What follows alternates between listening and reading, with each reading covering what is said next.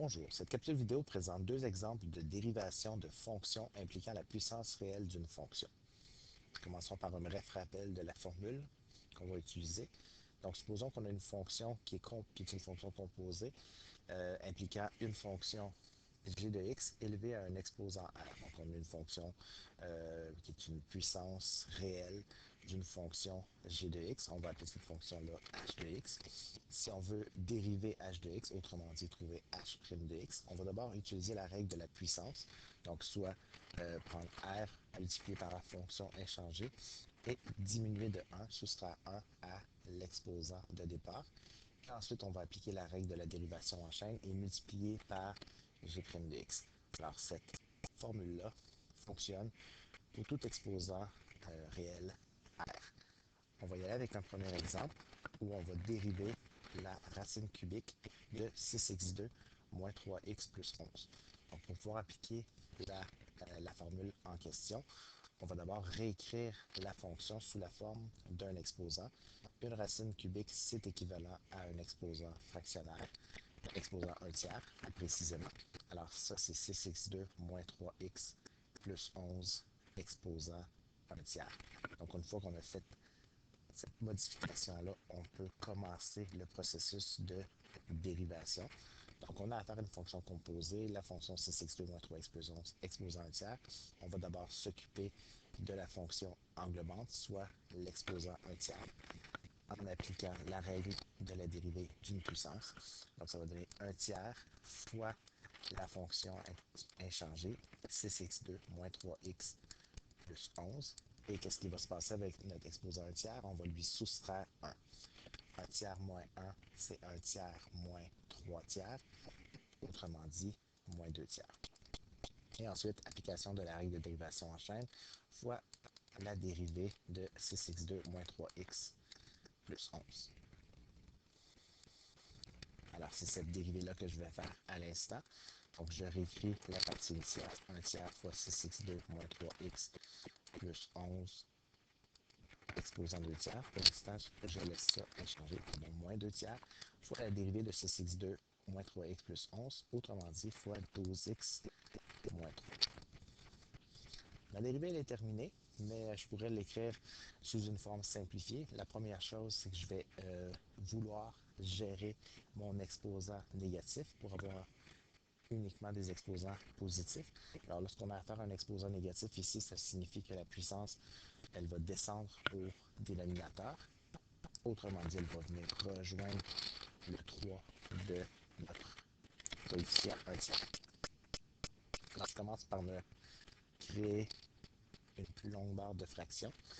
Donc, je vais réécrire mon 1 et mon 3 de mon tiers et ma puissance de 6x2 moins 3x plus 11, je vais la descendre au dénominateur 6x2 moins 3x plus 11 et ce faisant, mon exposant qui était négatif devient positif.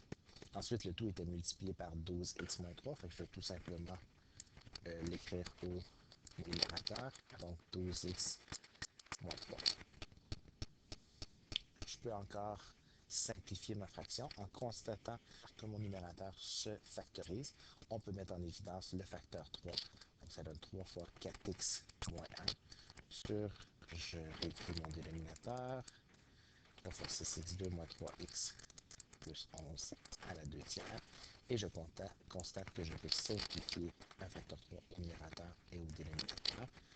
Et je peux écrire ma réponse, donc 4x moins 1 sur 6x2 moins 3x plus 11 à la 2 tiers. Donc, on pourrait écrire la réponse comme ceci, ou on pourrait utiliser la notation avec le radical et ramener le tout en une racine cubique de 6x2 moins 3 6x2 moins 3x plus 11 à la 2.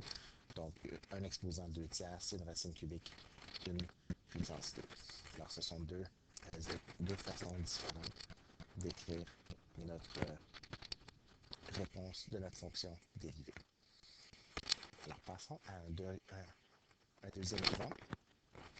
Cette fois-ci, on a la fonction f de x qui est moins 2 sur 3 fois 5x plus 2 à la 6. Alors, à nouveau, je vais faire une petite transformation à ma fonction initiale pour pouvoir utiliser ma formule. Notez qu'ici, on a affaire à une fraction algébrique. Alors, on pourrait utiliser la règle du quotient, mais la méthode que je vais vous montrer est beaucoup plus efficace et va occasionner, en général, moins d'erreurs. Alors, pourquoi est-ce qu'on peut se passer de la règle du quotient ici? Tout bonnement parce qu'au numérateur, on a une constante. Donc, la puissance qui se trouve au dénominateur, on peut la ramener au numérateur avec une puissance négative. En gros, on fait le contraire de ce qu'on a fait dans notre simplification précédemment, mais cette fois dans l'optique où on veut utiliser une formule qui est la formule de la puissance. Alors, j'ai toujours ma fraction, j'ai toujours mon moins 2 au numérateur, toujours mon 3 au dénominateur. Le seul élément que je vais déplacer, c'est ma parenthèse 5x plus 2 à la 6. Je vais l'amener au numérateur. Ce faisant, mon exposant change de signe. J'ai fait mon central. Donc, on a donc deux fonctions identiques, mais cette fois avec un exposant négatif, et c'est cette forme-là que je vais dériver. Alors, on a toujours une fraction, OK? Mais au dénominateur, j'ai 3. En d'autres mots, le moins 2 et le 3 forment une constante multiplicative, donc moins 2 tiers fois la fonction 5x plus 2 à la moins 6. Lorsqu'on a une constante qui multiplie une fonction et qu'on veut dériver, bien, cette constante-là va demeurer. Alors le moins 2 et le 3 demeurent à leur place ici. Et je vais dériver la fonction 5x plus 2 à la moins 6 en appliquant la règle de la puissance. Donc fois moins 6 fois parenthèse 5x plus 2 exposant moins 6 moins 1. Donc moins 6 moins 1, ça donne moins 7. Et on n'oublie pas qu'on a appliqué la règle de la dérivation en chaîne, donc fois 5x plus 2 dérivé. Alors là, je vais faire deux choses simultanément. Je vais gérer mes constantes. Ici, on a moins 2 fois moins 6, soit 12, divisé par 3, 4. Et on a 5x plus 2 exposant moins 7. Je vais gérer l'exposant moins 7 à l'étape suivante. Et fois la dérivée de 5x plus 2, c'est-à-dire dérivée de 5x, 5, dérivée de 2 plus 2, 0. Donc fois 5 uniquement.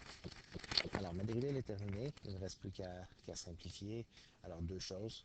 Ma puissance moins 7, on va l'envoyer au dénominateur. Ce faisant, l'exposant va changer de signe.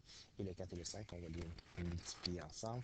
Donc, je me retrouve avec une fraction que j'ai mentionnée il y a quelques instants. Le 5x plus 2 descend au dénominateur avec sa puissance 7.